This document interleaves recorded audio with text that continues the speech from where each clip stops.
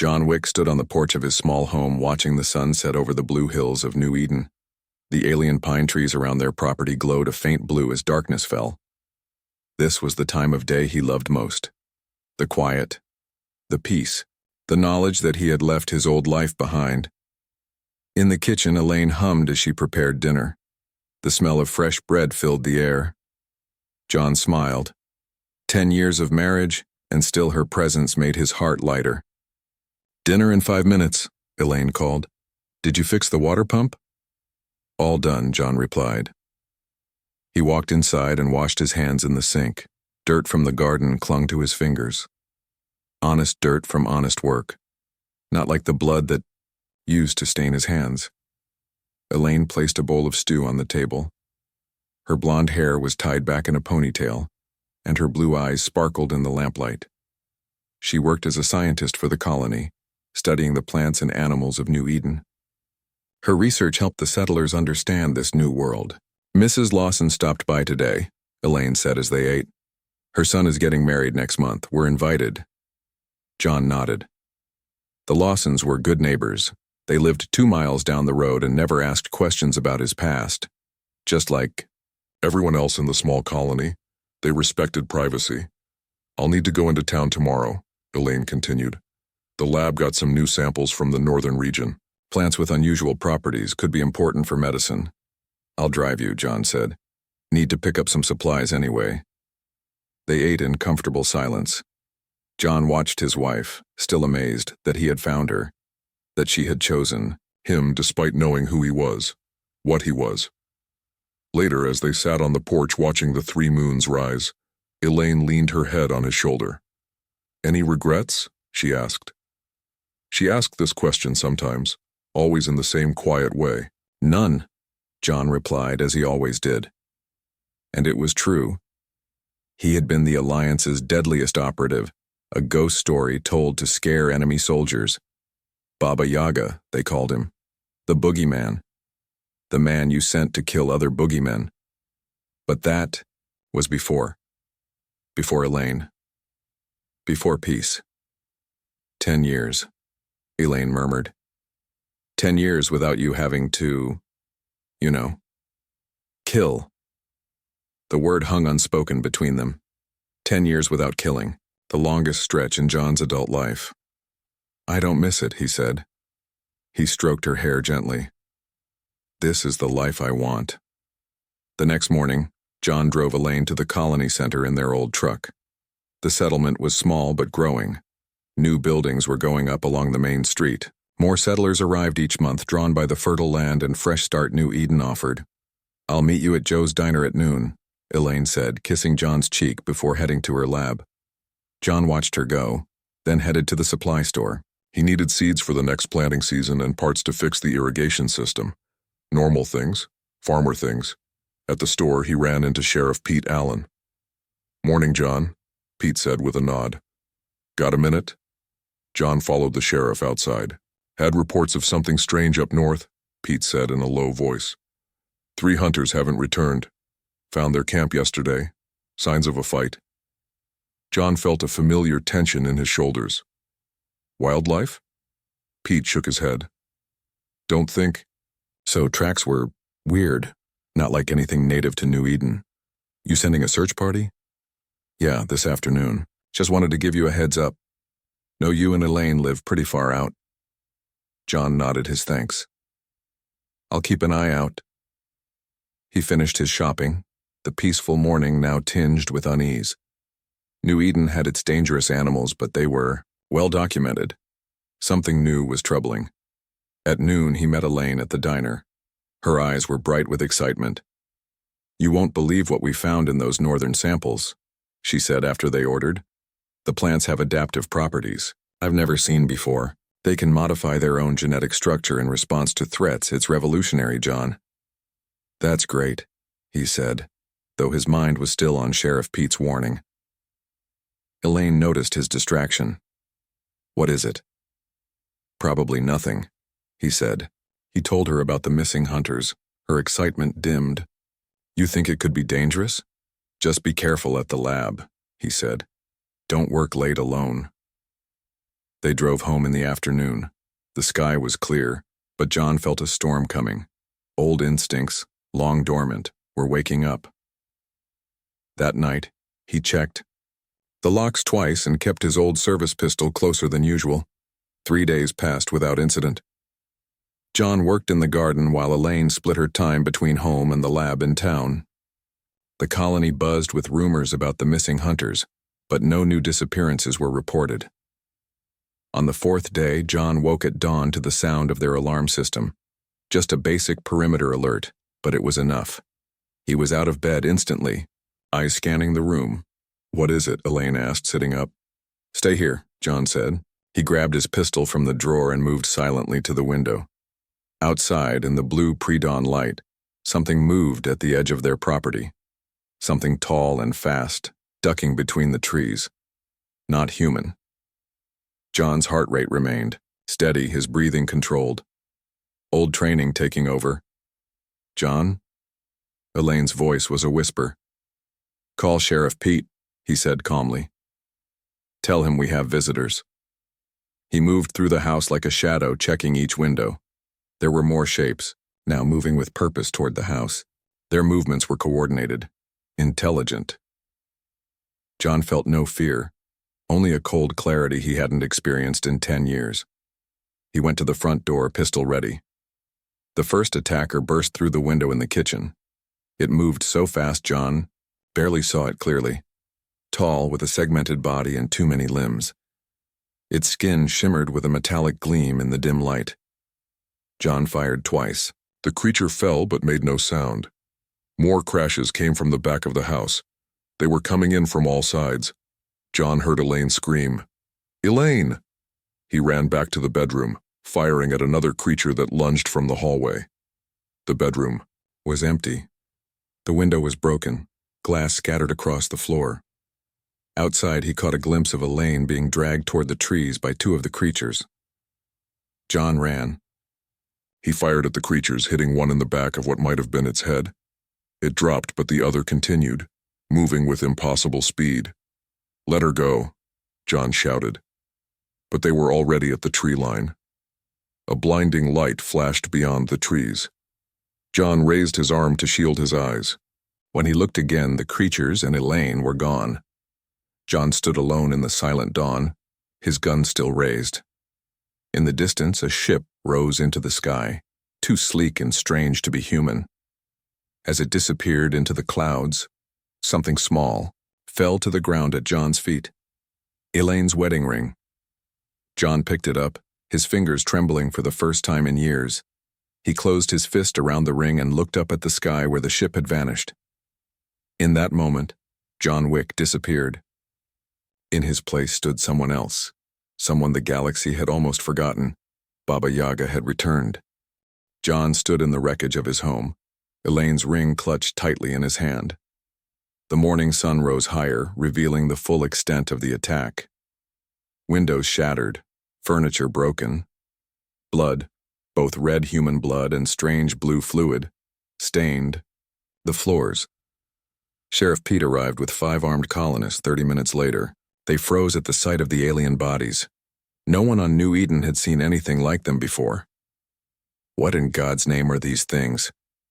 Pete whispered, nudging one of the creatures with his boot. John didn't answer. He was gathering supplies. His old combat knife, sturdy clothes, water. His movements were precise and economical, like a machine.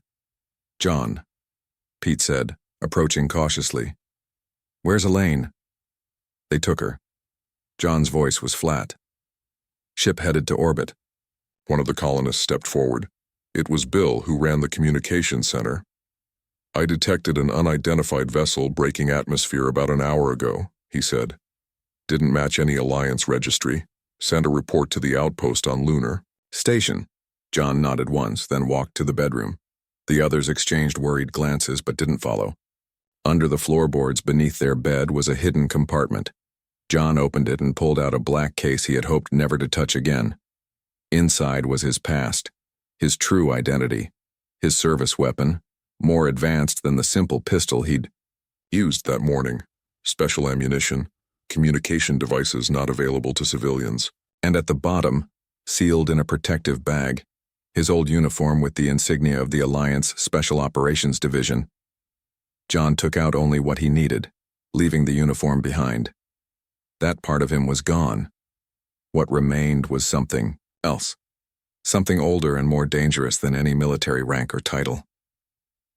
When he emerged from the bedroom, Pete was examining the broken front door. "These marks," Pete said, "like acid burns."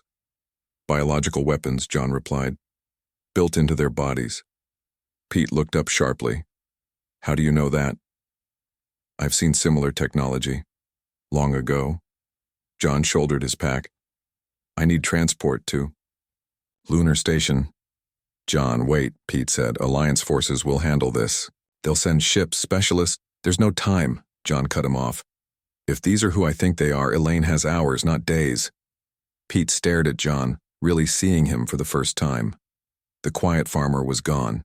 The man who stood before him now held himself differently. His eyes were cold, focused. Deadly. "Who are you, really?" Pete asked quietly.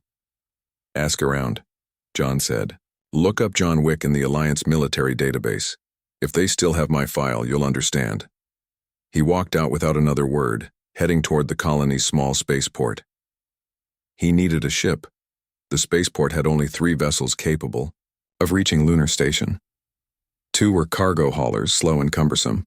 The third was a personal shuttle belonging to Aaron Mills, a wealthy merchant who visited New Eden occasionally. Aaron was preparing for takeoff when John approached. "Need "A ride to Lunar Station," John said without greeting. Aaron looked up from his pre-flight checks, annoyed at the interruption. "Not a taxi service," he said dismissively. "Try the weekly transport, leaves tomorrow." John placed Elaine's ring on the console in front of Aaron. "My wife was taken this morning. By them." He pointed to a datapad showing images of the creatures that had attacked his home. "I need to reach Lunar Station today." Aaron glanced at the images and paled. "Those look like...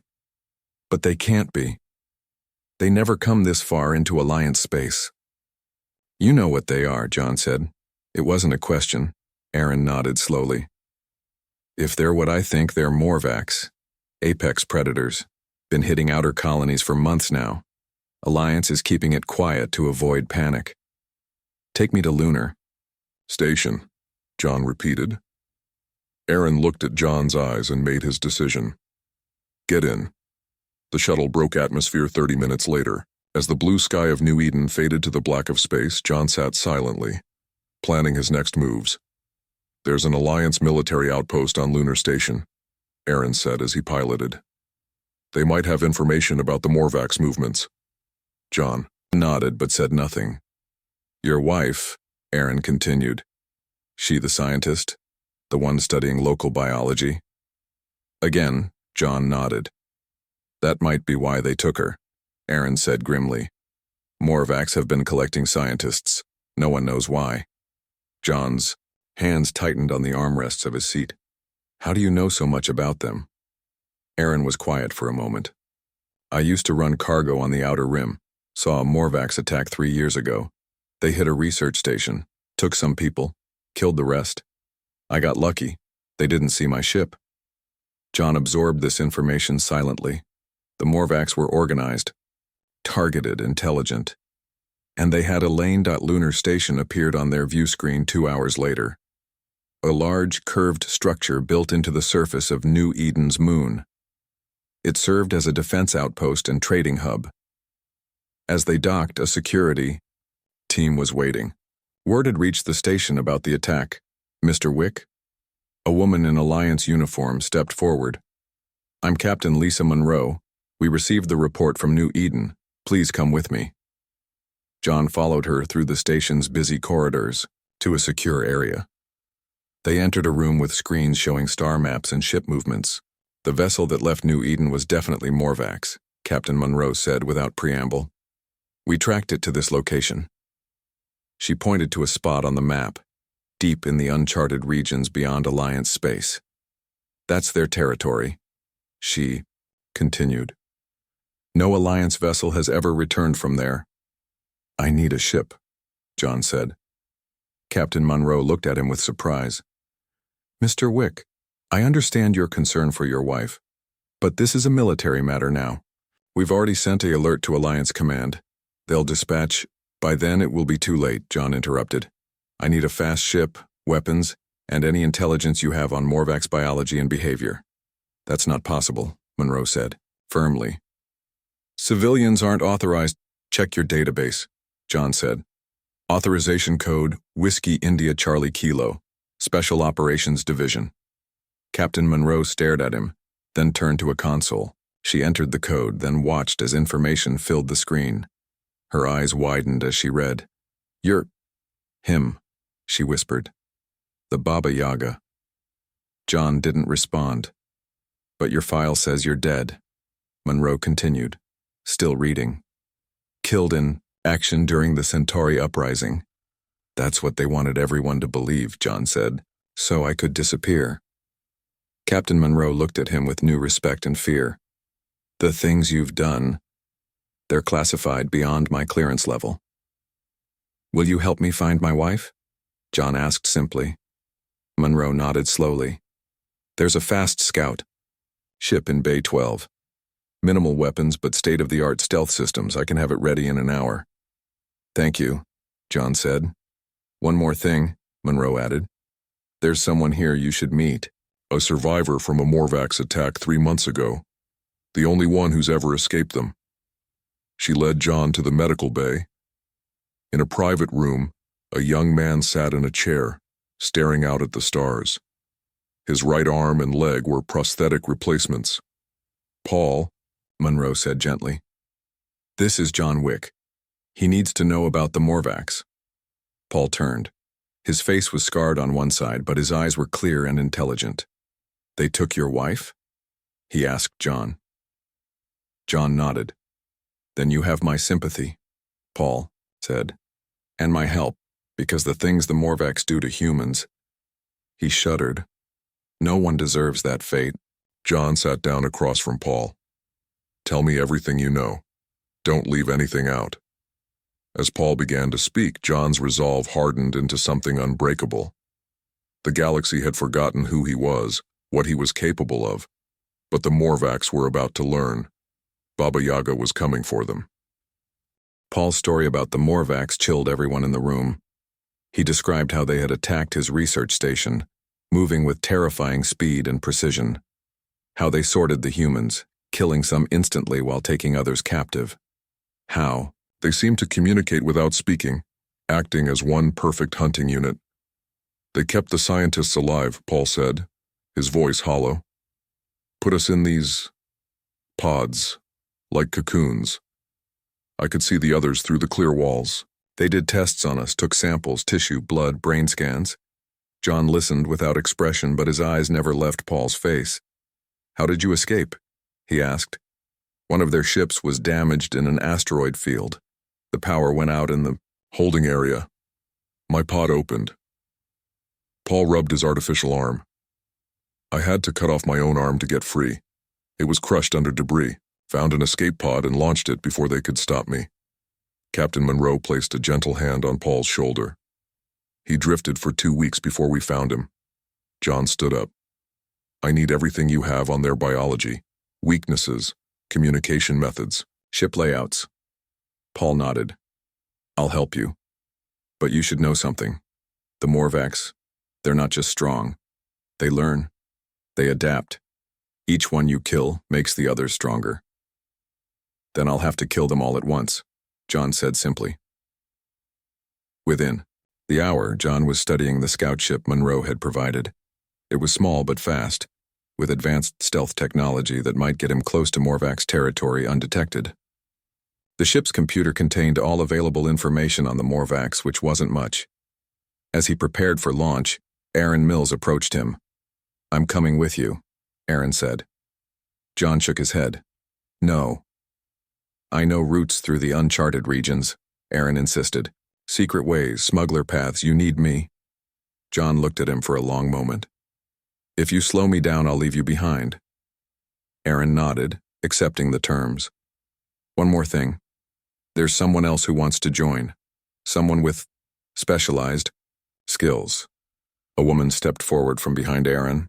She was tall, with short red hair and the hard eyes of a soldier. Jane Dixon, she said, extending her hand.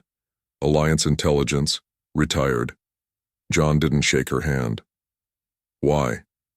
The Morvacs took my brother 6 months ago, Jane said. Research scientist, like your wife. I've been tracking their movements ever since, looking for a way to find their main fleet. John considered this. Extra hands could be useful, but also a liability. Can you fight? He asked. Jane smiled thinly. 8 years in Alliance Special Forces before intelligence recruited me. I can handle myself. John nodded once. We leave in 30 minutes. The scout ship, despite its small size, had room for 3. John took the pilot's seat with Aaron as navigator and Jane monitoring communications and sensors. As they cleared Lunar Station and set course for the uncharted regions, Aaron pulled up a star chart. Standard routes would take us through 3 monitored jump points, he said. Morvacs would detect us immediately, but there's an old smuggler's route through the Veil Nebula. Sensors can't penetrate it. We could get close to their territory. Undetected. How long? John asked. 18 hours to the edge of Morvac space. After that, we'll need to locate their fleet. John's hands tightened on the controls. 18 hours. What would happen to Elaine in that time? As if reading his thoughts, Jane spoke up. They won't kill her right away. Paul said they kept the scientists alive for weeks, sometimes months. They need them for something. John didn't respond. He pushed the ship to maximum speed, heading for the purple-blue clouds of the Veil Nebula that could be seen in the distance. Aboard, the Morvac's command ship, Elaine Wick woke inside a transparent pod. Her head throbbed and her vision was blurry.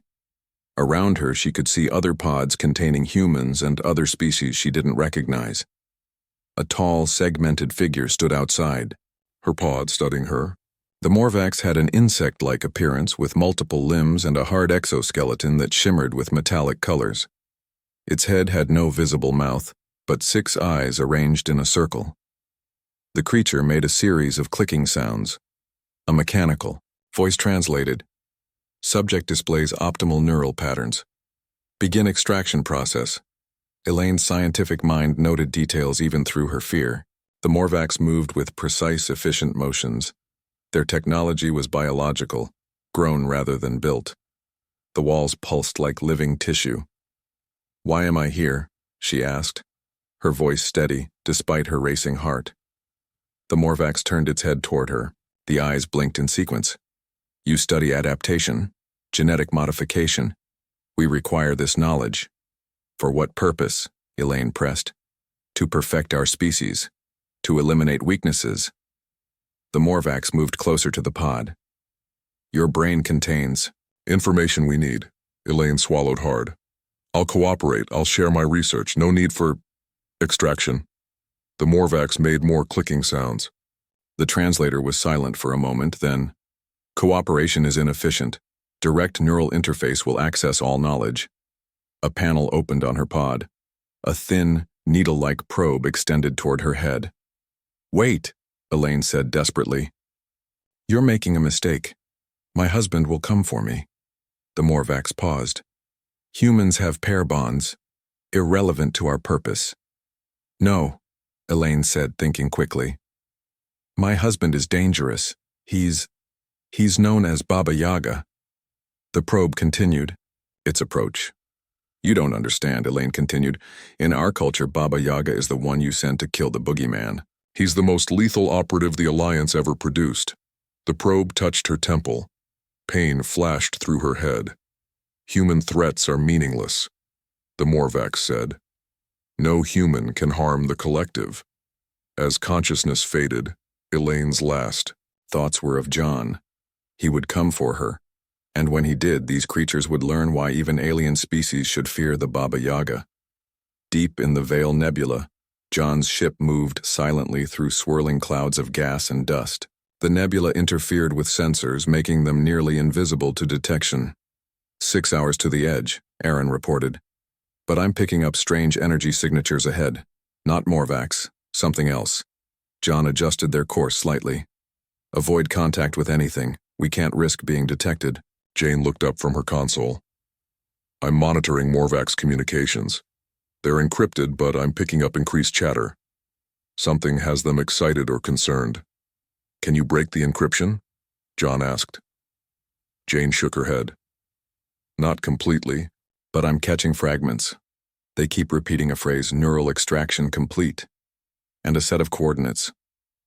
John's face hardened. Send the coordinates to navigation. Aaron checked the new information. It's their command ship, dead center of Morvac's territory, heavily guarded, if intelligence reports are accurate. That's where Elaine is, John said with absolute certainty. John, Jane said carefully, even with stealth tech, we can't just fly into the heart of their fleet. We won't, John replied. We'll need a distraction. He pulled up the ship's weapons inventory on his console. Limited, but enough for what he had in mind. Aaron, adjust course to this location. John indicated a point just outside Morvac's space. Jane, prepare the communication buoys. As they worked, John opened a small compartment in his pack. Inside was Elaine's wedding ring. He held it tightly for a moment, then slipped it into his pocket. I'm coming, he whispered. Hold on. John's plan was simple but dangerous. As they approached the edge of Morvac's territory, he explained it to Aaron and Jane. The communication buoys will broadcast an Alliance distress signal from 3 different locations, he said, pointing to a map of the sector. The Morvacs will think an Alliance fleet is conducting reconnaissance. They'll split their forces to investigate. And while they're distracted, we slip through to their command ship, Jane finished. Exactly, John said. But we'll need more than just a distraction to get aboard.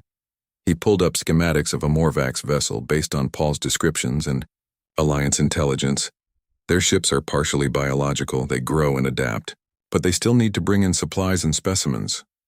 John highlighted an area near the rear of the ship. Gathering ports, they'll be less guarded. Aaron looked skeptical. Even with their forces split, there will be hundreds of Morvacs on that ship. I don't plan to fight them all, John said, his voice calm. Just the ones between me and Elaine. Jane studied John's face. You've done this before. Infiltrated enemy vessels alone. John didn't answer. He checked his weapons one last time. The ship emerged from the Veil Nebula into a region of empty space. In the distance, faint points of light marked the Morvac's fleet. Launch the buoys, John ordered. Jane pressed a sequence of buttons. 3 small objects shot from the ship, speeding off in different directions. Buoys away, she reported. Each one will reach its destination in approximately 20 minutes and begin broadcasting. Take us in, John told Aaron.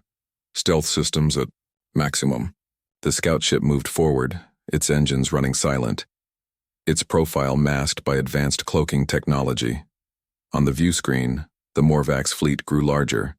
Dozens of ships in formation around a massive central vessel. That's their command ship, Jane whispered. It's huge. The command ship was unlike any vessel John had seen before. It looked almost like a living creature, with segments and protrusions that pulsed with internal light. Nearly 2 miles long, it dwarfed the other ships in the fleet. First buoy is broadcasting, Jane announced. Morvac's communications just spiked. They watched as several Morvac ships broke formation, heading toward the source of the false distress. Call. Second buoy active. More ships responding. When the third buoy activated, the Morvac's fleet was in disarray. Ships scattered in all directions, leaving only a handful guarding the command vessel. Now, John said. Aaron guided the scout ship toward the rear of the command vessel, staying in the shadow of its massive bulk to avoid detection. As they drew closer, they could see the gathering ports John had mentioned, openings in the ship's hull where smaller vessels were docking. I count 3 guard ships near our target, Jane reported. Can we slip past them? John asked. Aaron studied the sensor readings. Maybe. If we time it right, there's a blind spot in their patrol pattern. They waited, engines idle, as the guard ships moved through their circuit. When the moment came, Aaron powered up the engines and made a swift approach to one of the gathering ports. We're in their sensor shadow, Jane said tensely. So far, no alarm. The scout ship eased into a massive docking bay. Unlike the clean, metallic docking bays of Alliance vessels, this one was organic-looking, with walls that seemed to breathe and pulsate with light. The ship's alive, Aaron whispered in horror. Partially, John corrected. Biotech.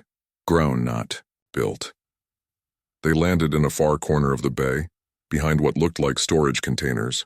As the ship powered down, John turned to his companions. I go alone from here, he said. Jane shook her head firmly. No. My brother is somewhere on this ship too. I'm coming with you. John considered her for a moment, then nodded. Aaron, stay. With the ship. Be ready for a quick departure. Aaron looked relieved. I'll monitor Morvac's communications. If they discover us, I'll warn you. John and Jane equipped themselves with weapons and communication devices. As they prepared to leave the ship, John handed Jane a small object.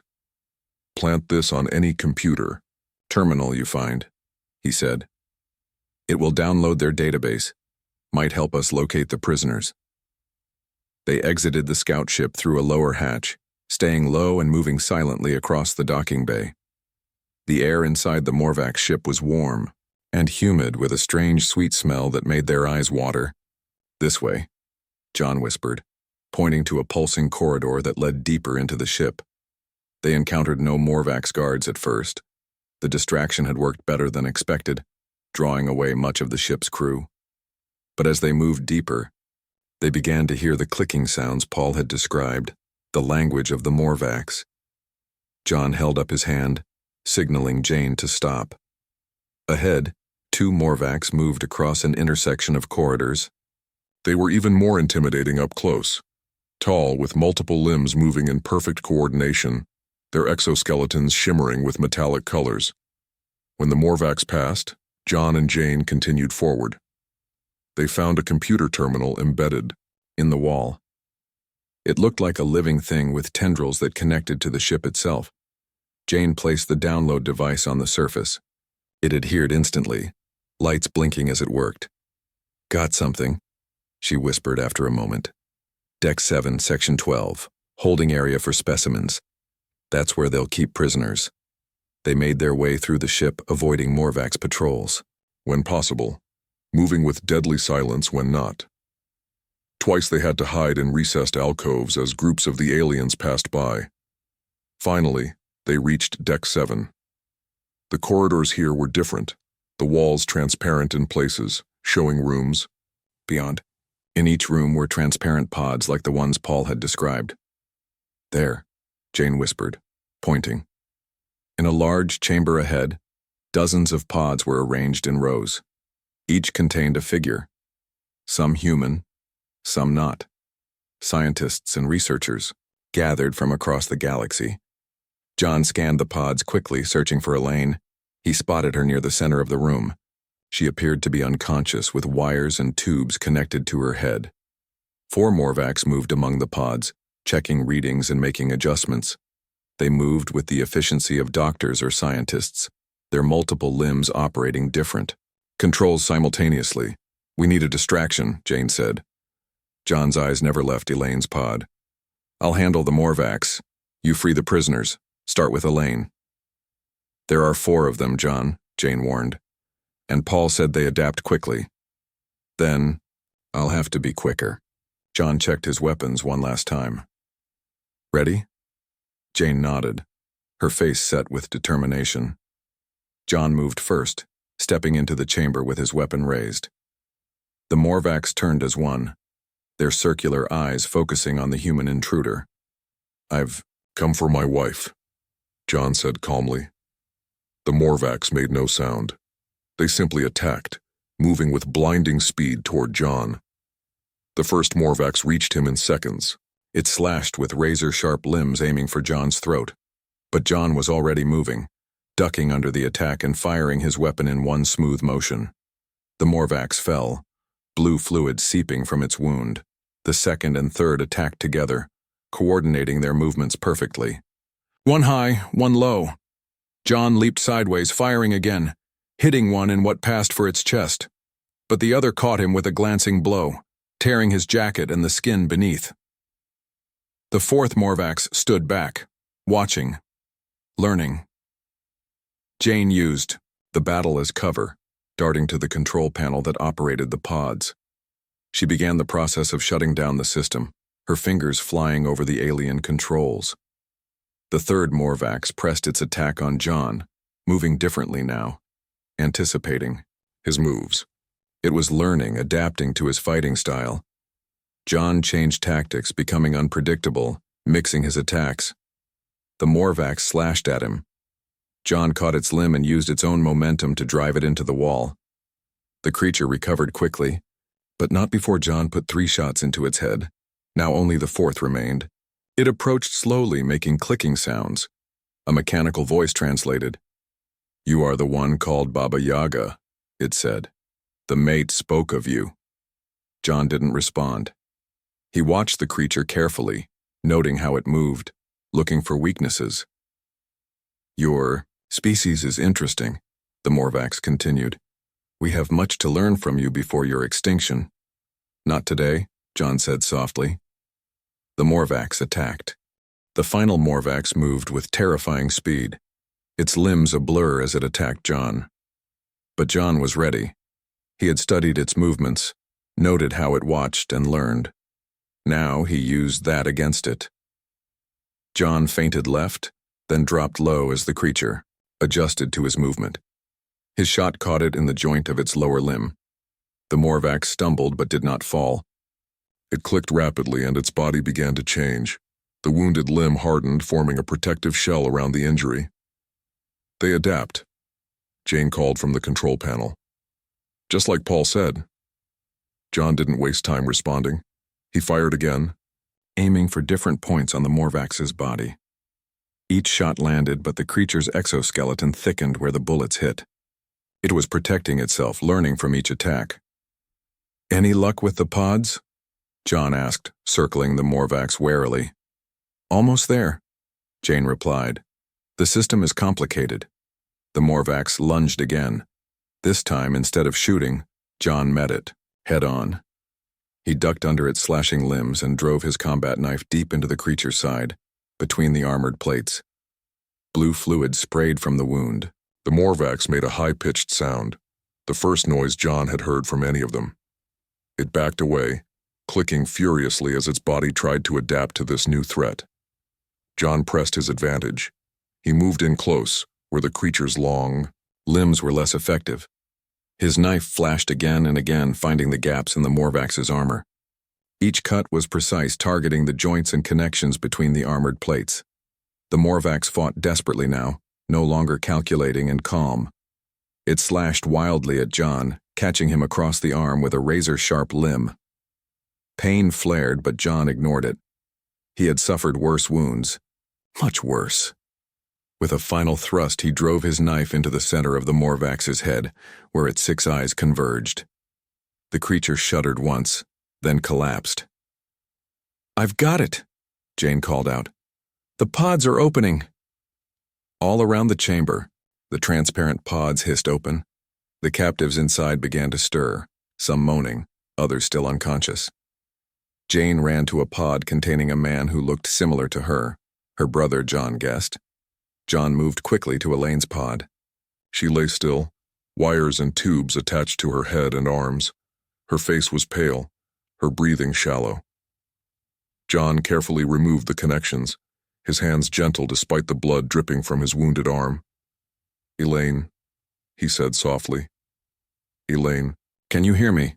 Her eyes fluttered open. At first they were unfocused, confused.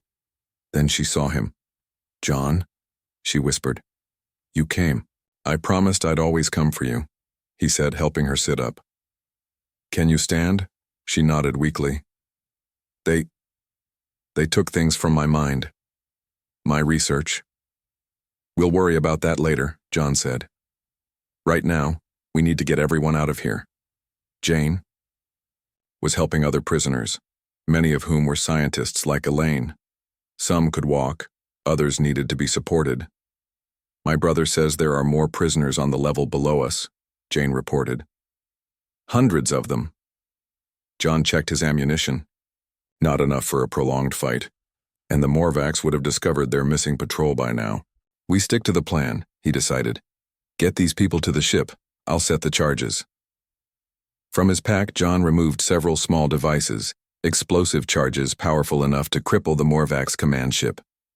He had planned this from the start. Not just a rescue mission, but a chance to strike a blow against the species that had dared to take his wife. John, Elaine said, standing now but still unsteady. We can't leave the others. We won't, John assured her. The explosions will damage their containment systems. All the pods will open, but we need to create enough chaos for them to escape. Jane nodded in understanding. We'll lead these ones back to the ship. You set the charges. Meet us there in 20 minutes. John kissed Elaine quickly. Stay with Jane. I'll be right behind you. As Jane led the freed prisoners toward the docking bay, John moved deeper into the ship. He placed explosive charges at key points, power junctions, structural supports, control systems. Each charge was small but placed precisely where it would do the most damage. He had just planted the last charge when the ship's alarm began to sound. A strange, pulsing tone that seemed to come from the walls themselves. The Morvax had discovered the escape. John ran back toward the docking bay, encountering Morvax patrols along the way. He avoided some, dispatched others with quick, silent efficiency. The Baba Yaga, moving through the shadows like a ghost. When he reached the docking bay, chaos reigned. Jane and Aaron were defending the scout ship against a group of Morvax warriors. The freed prisoners were already aboard, visible through the viewports. John joined the fight, his movements economical, each shot finding its target.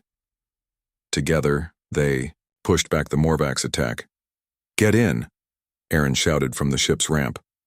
More are coming. John provided cover fire while Jane retreated to the ship.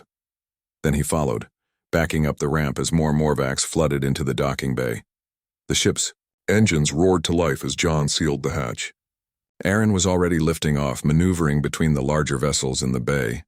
Cutting it close, Jane commented, bandaging John's wounded arm. Wait, John said. He moved to the viewport, looking back at the Morvax command ship. From his pocket, he took a small detonator. For Elaine, he said quietly, and pressed the button. Inside the Morvax ship, the charges detonated in sequence. The explosions ripped through the vessel, tearing open walls and destroying systems. Secondary explosions followed as power conduits overloaded. Most importantly, the containment fields holding the remaining prisoners failed. Across the ship, pods opened, releasing hundreds of captives. In the command center of the Morvax ship, the Supreme Hunter watched in disbelief as the vessel began to tear itself apart. Reports flooded in of prisoners escaping, of systems failing, of strange explosions with no apparent source. And on every communication channel, a single message, played on repeat. This is Baba Yaga, remember the name. The scout ship shot out of the burning docking bay, dodging debris and weapons fire from the few Morvax ships that had responded to the distress call. Aaron piloted skillfully, using the chaos of the exploding command ship as cover. We'll never outrun their fleet, Jane said, watching as Morvax vessels turned to pursue them. We don't need to, John replied. Just reach the jump point. He moved to Elaine's side. She was sitting up now, color returning to her face. When she saw him, she smiled weakly. You destroyed their ship, she said, not destroyed. Damaged. John sat beside her, taking her hand in his. Enough to free the prisoners and give the Alliance a fighting chance. The Morvax were using the knowledge they stole from scientists like you to plan their invasion of Alliance space. Elaine leaned against him. They underestimated humans. They underestimated you. They thought we were just prey, John said. They forgot that sometimes prey can be more dangerous than the predator. The ship shuddered as Aaron pushed it to maximum speed. The jump point was ahead, a distortion in space that would allow them to escape Morvax territory. 30 seconds. To jump, Aaron called out. John looked out the viewport at the burning Morvax command ship now receding into the distance. The legend of Baba Yaga would spread among the aliens now, the human boogeyman who had struck at the heart of their fleet, and lived to tell the tale. 10 seconds. John turned back to Elaine, touching her face gently. Let's go home. The scout ship hit the jump point and vanished in a flash of light, leaving behind a wounded but vengeful enemy, and the beginning of a legend that would echo across the stars. Never harm a human, for you never know when you might face Baba Yaga. Days later, as Alliance warships moved to engage the disorganized Morvax fleet, taking advantage of the chaos John had created, he and Elaine stood on the porch of their rebuilt home on New Eden. The blue pines glowed in the twilight just as they always had. "Will they come back?" Elaine asked, looking up at the stars. "Maybe," John said. "But they'll think twice before they target humans again." He slipped Elaine's wedding ring back onto her finger, where it belonged. The nightmare was over, at least, for now. The galaxy had been reminded why even the deadliest aliens feared the human known as Baba Yaga, and John Wick had kept his promise. He had come for his wife, no matter the cost. The end.